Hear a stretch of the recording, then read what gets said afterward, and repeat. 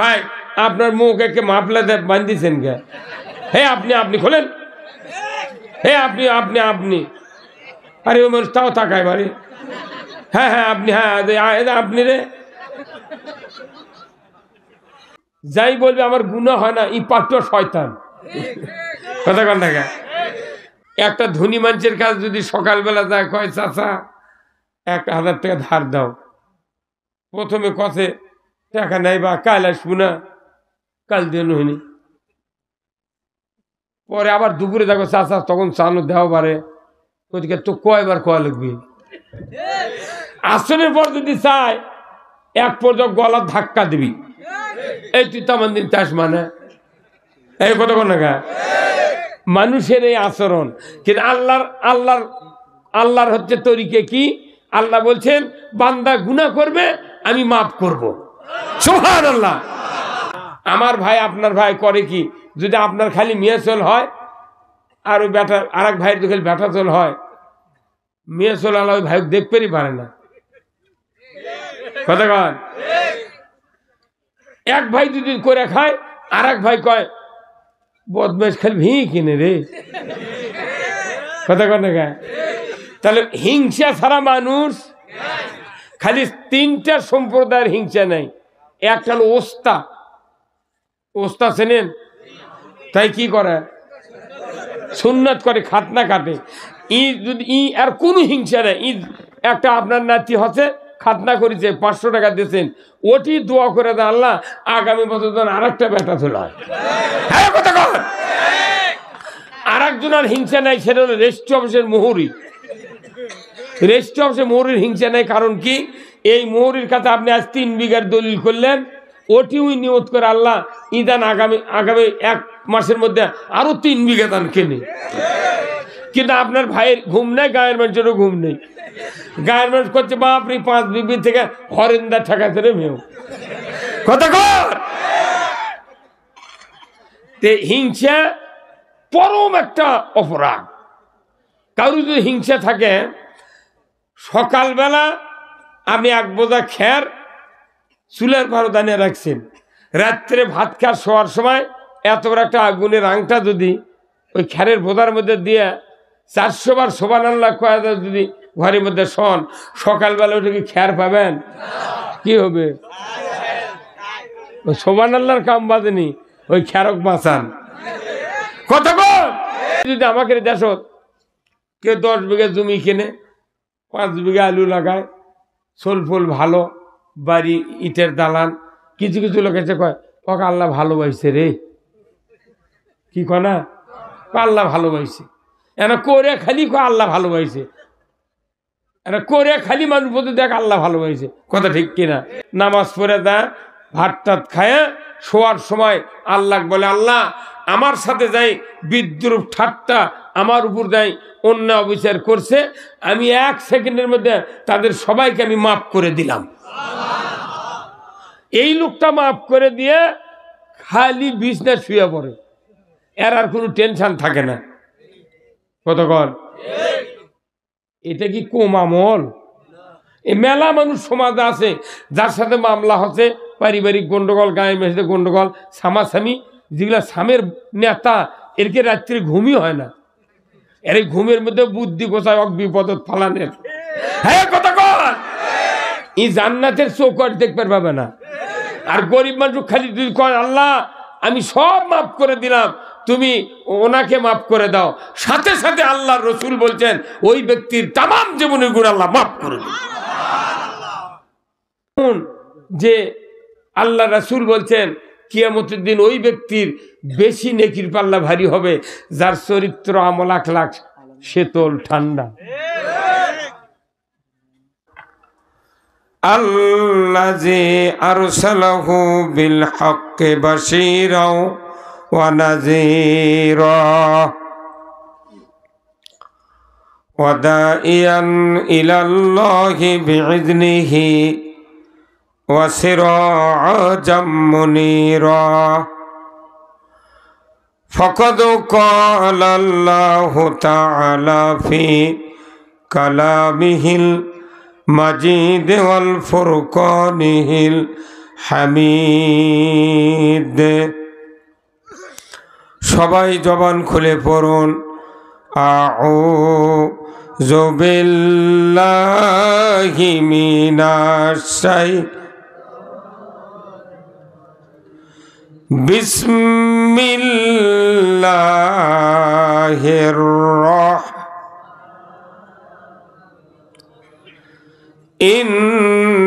ইন্নাল্লাহা ওয়া মালাইকাতাহু ইউসাল্লুনা আলান নবী ইয়া আইয়ুহাল্লাযীনা আমানু সাল্লু আলাইহি ওয়া সাল্লিমু তাসলিমা। আল্লাহুম্মা সাল্লি আলা মুহাম্মাদ ওয়া আলা আলি মুহাম্মাদ কামা সাল্লাইতা আলা ইব্রাহিম ওয়া আলা আলি ইব্রাহিম ইন্নাকা হামিদুম মাজিদ। আল্লাহুম্মা বারিক আলা মুহাম্মাদ ওয়া আলা আলি মুহাম্মাদ কামা বারাকতা আলা ইব্রাহিম ওয়া আলা আলি ইব্রাহিম ইন্নাকা হামিদুম মাজিদ। আল্লাহুম্মা আমিন। রব্বানা যালামনা আনফুসানা ওয়া ইল্লাম তাগফির লানা ওয়া তারহামনা লানাকুনান্না মিনাল খাসিরিন। রব্বুল আলামিন উচাই চকপাড়া জামে মসজিদের উন্নয়ন কল্পে আজকের ৬ষ্ঠতম অধিবেশন তাফসিরুল কোরআন মাহফিলে বসে হাজার হাজার মুসলমান নরনারী কয়েকবার দরুদ ও সালাম পাঠ করে আপনার শাহী দরবারে হাত তুলেছি।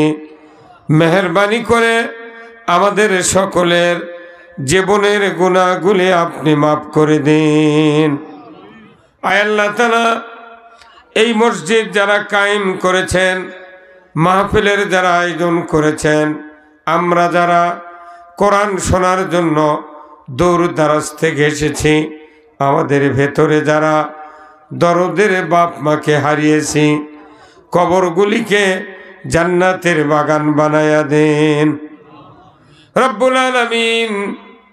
এ উঁচাই চকপাড়া সহ চতুর্দিক থেকে যতগুলি গ্রাম মহল্লার মানুষ মাহফিলে হাজির হয়েছেন, সেই গ্রামের মাটির নিচে যত মুমিন মুমিনাত চিরবিদায় নিয়ে শুয়ে আছেন, আল্লাহ সকলের কবরগুলিকে জান্নাতের বাগান বানায়া দেন রব্বুল আলামিন। যত যুবক ভাইরা হাত তুলেছেন সকলকে উমরের মতো ঈমান দিয়ে দেন। যত মুরব্বিনে কেরাম হাত তুলেছেন সকলকে আবু বকর সিদ্দিক রাদিয়াল্লাহু তাআলা আনহুর মতো ঈমান বানিয়ে দেন আল্লাহ। আয় আল্লাহ, যত মা বোনেরা হাত তুলেছেন সকলকে খাদিজা, হাজেরা, ফাতেমার মতো চরিত্রবান বানায়া দেন। আয় আল্লাহ, 18 কোটি ইমানদারের দেশ বাংলাদেশ, এ দেশটাকে আপনি কোরআনের জন্য কবুল করে নেন। আয় আল্লাহ তাআলা, কি কথা বলবো জানি না, যে কথা বললে আপনার বান্দা বান্দীদের দুনিয়া এবং আখিরাতের কল্যাণ হবে, সেই কথাগুলি আমাকে বলার তৌফিক দিয়ে দেন। সুবহান রাব্বিকা রব্বিল ইজ্জাতি আম্মা ইয়াসিফুন ওয়া সালামুন আলাল মুরসালিন ওয়ালহামদুলিল্লাহি রব্বিল আলামিন। একটু জিকির করেন লা ইলাহা, সবাই লা ইলাহা। একজনও লোক মুখ বন্ধ করে রাখবেন না। লা ইলাহা, জোরে লা ইলাহা।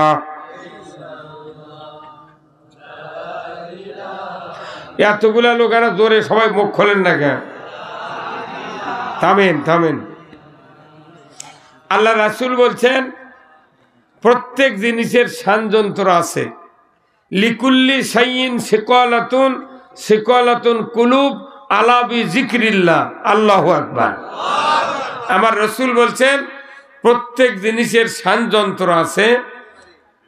যেরকম দা, কুড়াল, খন্তা, বটি, ওকে যে মরিচিকা পড়লে কামারের কাছে দেয়, একবার আগুনে, একবার পানিতে, আর একবার হাতুড়ের বাড়ি দেওয়া লাগে। কথা কোন টাকা? আবার আয়াত দিয়ে ডলে চকচকে করা লাগে। আমার অন্তর যদি মরে যায়, বিভিন্ন খারাপ কাজ, ফায়সা কাজ, নামাজ কাজা, অন্যায় কর্ম করে অন্তর মরে গেছে, তাহলে মরা অন্তর কি আয়াত দিয়ে ডলা যাবে? এই অন্তর পরিষ্কারের জন্য আমার রাসূল বলছেন লিকুল্লি শাইইন সিকালাতুন সিকালাতুন কুলুব আলা বিযিকরিল্লাহ।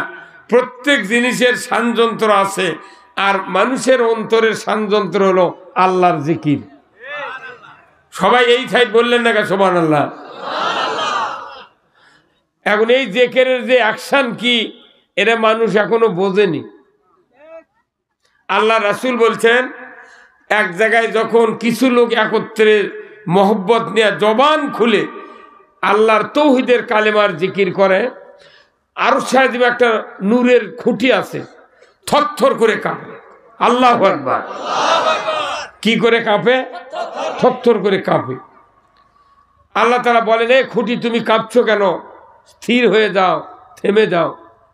ওই খুঁটি বলে, আল্লাহ, ওই যে উঁচাই চকপাড়া জান্নাতের বাগানে এতগুলি লোক, নারী পুরুষ সবাই বসে আল্লাহ আপনার তৌহিদের কালেমার জিকির করছেন, ওই বান্দা বান্দির জীবনের গুনাহ যতক্ষণ মাফ না করবেন আমি আরশের খুঁটি থামতে রাজি নই। তাহলে আপনি এখানে জিকির করবেন, আরশের খুঁটি কাঁপবে, আপনার পক্ষে সুপারিশ করবে। এখন যিনি জিকির করলেন তার পক্ষে সুপারিশ করলো, যিনি মুখ খুললেন না, এটা কি আল্লাহ জানে না? হ্যাঁ, এতগুলা মানুষ যদি জোরে জোরে জিকির করেন, এই সামিয়ানা লড়া লাগবে। এই কথা কর না কেন? এমনি কত স্লোগান দিলেন, অমুক নেতার চরিত্র ফুলের মতো পবিত্র, নামাজ পড়ে নাই একক। আমার আল্লাহ কি ওই রকম? যার ইশারায় তাম পৃথিবী ধ্বংস হতে বাধ্য, তিনি আল্লাহ, তিনি আমাদের রব। একটু প্রাণ খুলে সেই তৌহিদের কালেমার জিকির কি করা যায় না? পারবেন তো সবাই? একটু ওই ভাই, আপনার মুখ একে মাফলা বান্ধিছেন কে? হে আপনি, আপনি খোলেন। হে আপনি, আপনি, আপনি, আরে ও মানুষ তাও তাকায় বাড়ি। হ্যাঁ হ্যাঁ আপনি, হ্যাঁ আপনি রে, একটু জোরে সরে পড়ুন। লা ইলাহা, জোরে, লা ইলাহা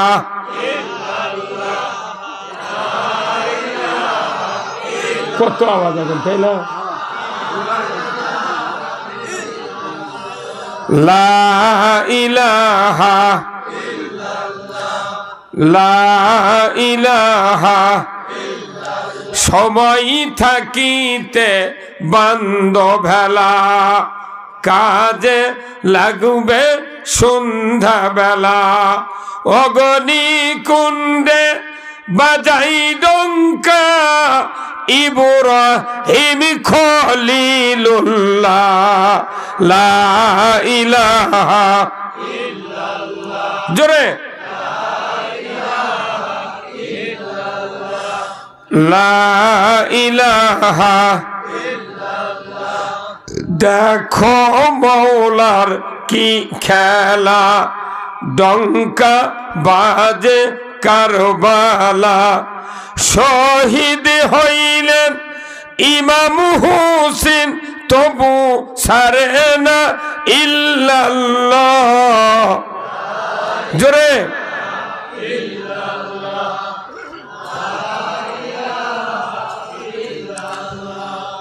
লা ইলাহা, লা ইলাহা ইল্লাল্লাহু মুহাম্মাদুর রাসূলুল্লাহ সাল্লাল্লাহু আলাইহি সাল্লাম। এই আওয়াজ হওয়াতে সবার কলে বর কি বেড়ে গেল না? নাকি করছেন? আল্লাহ রাসূল বলছেন, ইজা মারার তুমবেল রিয়াজুল জান্নাহ ফারতাউ কলু মা রিয়াজুল জান্নাহ কলা হালাকুজ জিকির। সুবহানাল্লাহ। আল্লাহ নবী বলছেন যে, হে আমার সাহাবীরা, তোমরা যখন কোন জান্নাতের বাগানে দুনিয়ায় পরিভ্রমণ করবে, সেখান থেকে কিছু ফল সংগ্রহ করিও। ফল ফল। সাহাবারা বললেন, হুজুর, হাসরের ময়দানে বিচারের পর জান্নাত, দুনিয়াতে আবার বেহেশত কোথায়? আল্লাহ রাসূল বললেন, যেখানে আল্লাহর জিকির, রসুলের দরুদ এবং কোরআন হাদিসের কথা আলোচনা হয়, সেটাই হলো জান্নাতের বাগান। তাহলে আপনারা বসেছেন কাতে? কোন জান্নাতের বাগানে? কোন না কেন?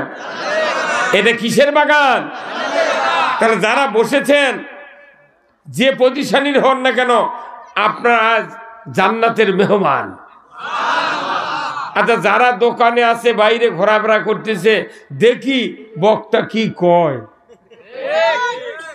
আবার কেউ কেউ চোখাচ্ছে যে দেখি বক্তা কতক্ষণ বক্তৃতা করে, বেশি ভালো না লাগলে চলে যাবো। তো কেউ যদি জান্নাতের বাগান থেকে চলে যায় এমনি, আমি কি ধরে রাখতে পারবো? কিন্তু রসুল বলছেন কেন জান্নাতের বাগানে বসবে। এরপরে হাদিস হলো, আলাইকুম বিমাজালাসাতিল উলামা ওয়াসতিমাই কালামিল হুকামায়ে ফাইন্নাল্লাহা তাআলা ইউহিল আরদাল মাইয়িতা বিমাইল মাতার। স্পষ্ট হাদিস রসুলের।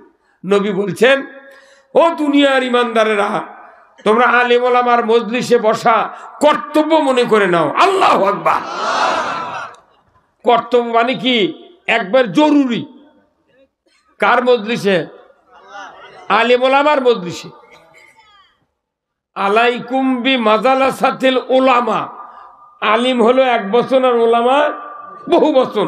যত আলিম যেখানে বক্তৃতা দেয়, তোমরা কথা শুরু করলি ওখানে বসে যাও। সুবহানাল্লাহ। তাহলে উপকার কি? উপকার হলো, রসুল বলছেন যে যে সমস্ত অন্তর, নামাজ, কাজা, অন্যায়, অপকর্ম, আমরা কি গুনাহ ছাড়া আছি? আমারও গুনাহ হয় ডেলি কমপক্ষে 10টা, কমাস কম, বেশি তো আরো হয়। যাই বলবে আমার গুনাহ হয় না, ই পাট্টো শয়তান। কথা কন না? আল্লাহর রসুল আবার বলছেন যে আল্লাহ সবচেয়ে খুশি হয় বান্দা গুনাহ করলো, সাথে সাথে মাপ চালো।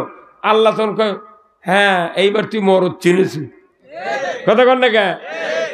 আল্লাহর কাছে যত মাপ চাবি বান্দা, তত আল্লাহ খুশি হয়।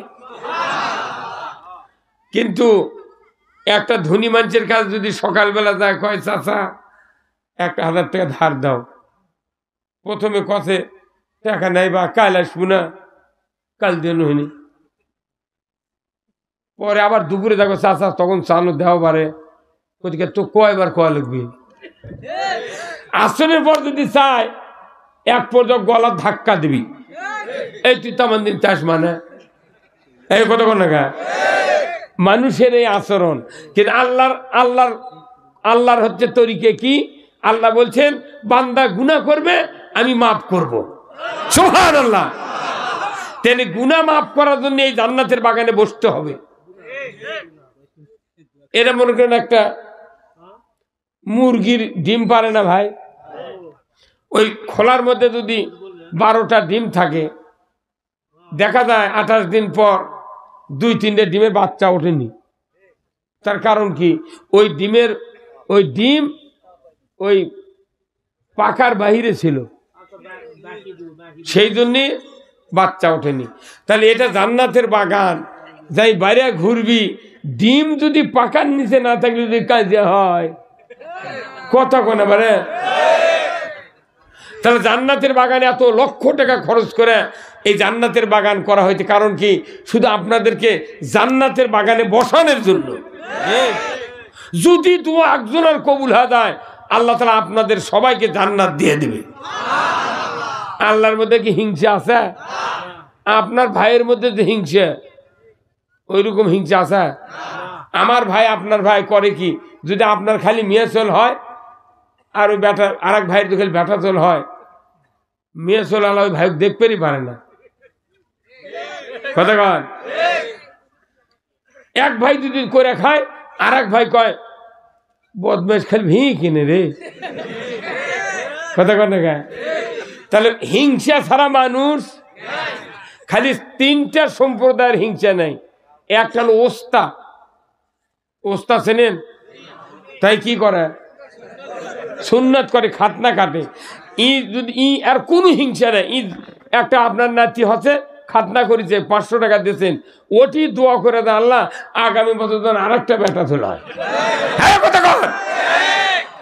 আর একজনের হিংসা নাই, সেটা হলো রেজিস্ট্রি অফিসের মোহরি। রেজিস্ট্রি অফিসের মোহরির হিংসা নেই, কারণ কি এই মোহরির কাছে আপনি আজ 3 বিঘার দলিল করলেন, ওটি ওই নিয়ত করে আল্লাহ ইদান আগামী 1 মাসের মধ্যে আরো 3 বিঘা দান কেনে। কিন্তু আপনার ভাইয়ের ঘুম নেই, গায়ের মানুষেরও ঘুম নেই। গায়ের মানুষ করছে বাপরে 5 বিঘি থেকে হরেন্দা ঠেকাতে রে মেয়েও। কথা কর। হিংসা পরম একটা অপরাধ। কারো যদি হিংসা থাকে, সকালবেলা আপনি 1 বোঝা খের চুলের ভাড়া দানিয়ে রাখছেন, রাত্রে ভাত খাওয়ার শোয়ার সময় এত বড় একটা আগুনের আংটা যদি ওই খেরের বোঝার মধ্যে দিয়ে 400 বার সুবহানাল্লাহ কয়া যদি ঘরের মধ্যে শোন, সকালবেলা ওটা কি খের পাবেন? কি হবে? সুবহানাল্লাহর কাম বাজেনি, ওই খেরক বাঁচান। কথা বল। তার মানে কি, আপনি যতই ইবাদত করেন, হিংসা যদি থাকে 1 জাররা পরিমাণ, আমি জান্নাতে যেতে পারবো না। তার হিংসা মুক্ত অবস্থায় মাহফিলে বসেন। বক্তৃতা শুরুর আগে কিছু তথ্য দিয়ে আপনাকে। আল্লাহ রসুল একদিন মসজিদে নববীতে বসে আছেন নামাজের পূর্ব মুহূর্তে। তখন আল্লাহ রসুলের ডান দিকে একটা জায়গা ফাঁকা। রসুল বলছেন, আমার সাহেবেরা তোমরা শোনো, এই জায়গার যে লোক বসবি সে জান্নাতি। জোরে বলা গেল সুবহানাল্লাহ। এই লোক কি? সবাই তখন রসুলের দিক তাকান বাদ দিয়ে খালি ওই জায়গার দিক থেকে আছে। কে বসবি রে এটি? আল্লাহু আকবার। কিছুক্ষণ পর এক লোক এসে একটু বসলো। সবাই আশ্চর্য হয়ে গেল, কে রে? এই লোক জান্নাতি, নবী ঘোষণা দিল, মাথায় খারাপ রে কি? এখন কিছুক্ষণ পর নামাজ কালাম শেষ হয়ে গেল। আবার কয়েকদিন পর রসুল বললেন যে আমার বাম পাশে একটা জায়গা আছে, দেখছো তোমরা, এখানে যে লোক বসবে সেই লোক জান্নাতি। এইবার সাহাবারা চিন্তা করলেন যে দেখি এখন এটি আবার কে বসে। দেখা গেল যে ওই যে লোক ওই পার বসছিল, ওই লোক বসছে। বেশ কিছুদিন পর রসুলের সামনে একটা জায়গা এরকম ফাঁকা।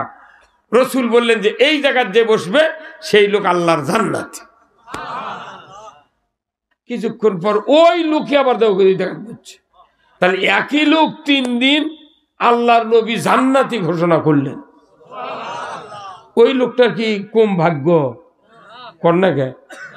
হ্যাঁ, এমনি যদি আমাকে দেশ কেউ 10 বিঘা জমি কিনে 5 বিঘা আলু লাগায়, সোল ফোল ভালো, বাড়ি ইটের দালান, কিছু কিছু লোক এসে কয় ওকে আল্লাহ ভালোবাসছে রে। কি কয় না? আল্লাহ ভালোবাসছে। এরা করে খালি কয় আল্লাহ ভালোবাসছে, এরা করে খালি মানুষ বলতে দেখ আল্লাহ ভালোবাসছে। কথা ঠিক কিনা? তাহলে রসুলের জবান দেবার আছে এই লোক জান্নাতি। তাহলে এই লোকের চেয়ে ভাগ্যবান লোক আর কেউ আছি আমরা? একটা সাহাবী আব্দুল্লাহ ইবনে মাসউদ রাদিয়াল্লাহু আনহু, উনি চিন্তা করছে 3 দিনই একই লোক জান্নাতি বলল, কারণ কি? এশার নামাজ পড়ে ওই সাহাবী চলে যাচ্ছে, আব্দুল্লাহ ইবনে মাসউদ তারই পেছনে পেছনে চলে যাচ্ছে, একটু দূরে দূরে, যাতে পেছন থেকে দেখতে না পারে। তখন তো আমাদের মতো কি কারেন্ট ছিল সৌদি আরব? কারেন্ট নেই, মুম্বাই অন্ধকারের মধ্যে সাহাবারা গেছে। ওই সাহাবি বাড়ির ভেতর ঢুকছে, এই সাহাবিটার দরজাত নক করছে, চলেছে, হুজুর কে আপনি? ও কি খবর? বলছে ভাই আমার বাড়িতে না সমস্যা, আমি আপনার বাড়ি 3 দিন থাকবো। থাকেন, আহলান সাহলান, আপনার সুখবর, আপনি থাকেন। একে বেড করে দিয়েছে, 3 দিন ওখানে আসে। ওই উনি নামাজ পড়ে, মসজিদত যান, উনিও যান, তাহাজ্জুদ করে, এই করতে করতে 3 দিন পর বলতেছে ভাই আমি চলে যাব। তখন বলি যে আপনি কি জন্য এলেন, আবার যাবেন কে? থাকেন। তো বলছে না, আমার আসল কথা হলো কি, নবী যে 3 দিন বললো যে জান্নাতি আপনার, কি করেন আপনি? আপনিও যা করলেন আমিও তো তাই করি। কতক্ষণ না আপনার জান্নাতি 3 দিন বললো, কি বেশি আমল করেন না কন্ত? বলছি যে ভাই আমি বলবো না, রসুল বলবি, সেটা কি মরদই দেখেন। ওই সাহাবি বলছে তাহলে আপনি মসজিদে নববী চলেন, রসুলের মুখ দিয়ে শোনেন, আমি বললে আমার না সমস্যাই তো, কথা ঠিক কিনা? যদি অহংকার পয়দা হয়। উনি তখন গেলেন, রসুলকে বললেন হুজুর আমাকে আপনি 3 দিন জান্নাতি বলছেন, ঘোষণা করছেন, এই লোকটা আমাকে দেখার জন্য 3 দিন আমার বাড়িতে গেছিল, তা আপনি না বলে দেন তো কি জন্য আপনি জান্নাতি ঘোষণা করলেন? তখন বলছে আমার সাহাবীরা তোমরা শোনো, এটা কোনো প্রত্যেক ইমানদারের ভেতরে এই গুণ যদি থাকে, আল্লাহ আপনাকেও জান্নাত দিয়ে দিবে, যেহেতু ওই আল্লাহ তো। কথা কনে খালি রসুল বিদায় হয়ে গেছে, কিন্তু কথা কিয়ামত পর্যন্ত। আচ্ছা কোন তো ২৭ গাছ কেউ লাগাছে? ২৭ গাছের পাতার যে আকশান কিয়ামত পর্যন্ত থাকবি, কোন দিন কমবি? রসুলের কথা, আল্লাহর কাজ ২৭ মতো, কোনদিন অ্যাকশন নষ্ট হবে না। আল্লাহু আকবার।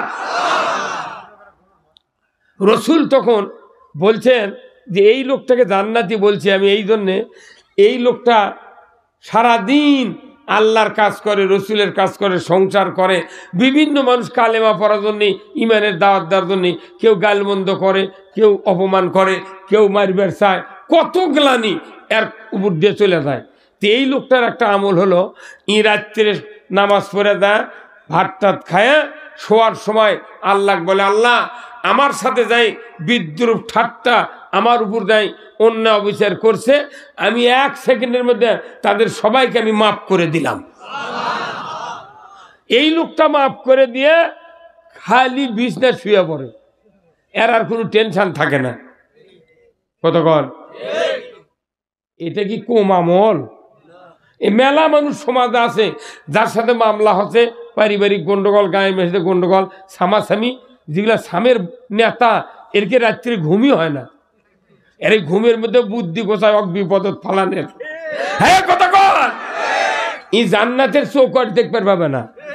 আর গরিব মানুষ খালি যদি কয় আল্লাহ আমি সব মাফ করে দিলাম, তুমি ওনাকে মাফ করে দাও, সাথে সাথে আল্লাহর রসুল বলছেন ওই ব্যক্তির তামাম জীবনের গুণ আল্লাহ মাফ করে দিন। সেই জান্নাতের বাগানে বসছেন আপনারা, যারা বসেনি কাল আমাকে স্বপ্নে দেখা লিখবে ওর ফিরে। একটা মানুষের দোয়া যদি কবুল হয়, এতগুলা মানুষের সব গুণ আল্লাহ মাফ করে দিন। এইভাবে ইটা খাড়া করেন না আপনারা। এটি থেকে 100টা ইট আমি সোজা করে সমান জায়গায় খাড়া করি, আমি তো খালি 1 ইটা ফেলে দিই, ভাবে কি ওই 100 নম্বরও করে দেবি। একজনের খালি দোয়া কবুল হলে সব জান্নাতি। এই বিশ্বাস থাকালে কি মনে, বিশ্বাস নাই থেকে বাংলাদেশের মানুষ ভালো হচ্ছে না। আপনাকে বিশ্বাস করতে রাজি আছেন? কারা কারা দুহাত তুলে দেখান। লিল্লাহে তাকবীর, নারাই তাকবীর। আমার নেতা তোমার নেতা বিশ্বনবী মোস্তফা, লিল্লাহে তাকবীর। রসুলের শানে অনেক কথা বললাম, জান্নাতে যাওয়ার সোজা যদি খালি বিশ্বাস হয়। এই কথা বল না। আসুন আজকের এই উচাই চকপাড়া জামে মসজিদের উন্নয়ন কল্পে ৬ষ্ঠতম তাফসিরুল কোরআন মাহফিল, এই মাহফিলের সম্মানিত সভাপতি বিশিষ্ট আলিম দিন, হাফেজে কোরআন, এলাকার কৃতি সন্তান হাফেজ মাওলানা মোহাম্মদ আব্দুল রাকিব, খতিব উঁচাই চকপাড়া দামি মসজিদ। আল্লাহ ভাইজানকে আল্লাহ ওলি হওয়ার তৌফিক দান করুক, বলুন আমিন।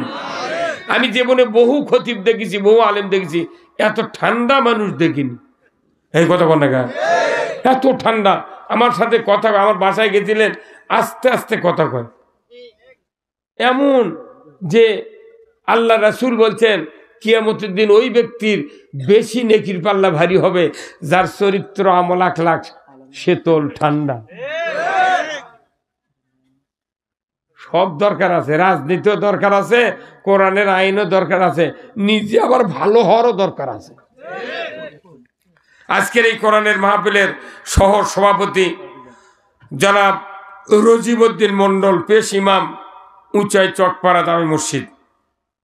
আল্লাহ ভাইজানকে দ্বীনের জন্য কবুল করুক, বলুন আমিন। প্রধান অতিথি ডাক্তার মোহাম্মদ ফজলুর রহমান সাইদ, বিশিষ্ট সমাজসেবক, চেয়ারম্যান দারুস সুপার ট্রাস্ট ও জেলা আমির, বাংলাদেশ জামাত ইসলামী জয়পুরহাট জেলা শাখা। আল্লাহ ভাইজানকে ইসলামের একজন সৈনিক হয়ে বিজয়ের ব্যাপারে কাজ করার তৌফিক দান করুক, আমিন।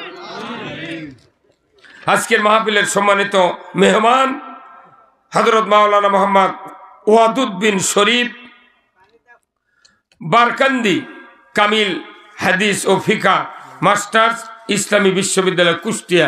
আল্লাহ ভাইজানকে দ্বীনের জন্য কবুল করুক, বলুন আমিন। হাফেজ মাওলানা মোহাম্মদ আল আমিন, পরিচালক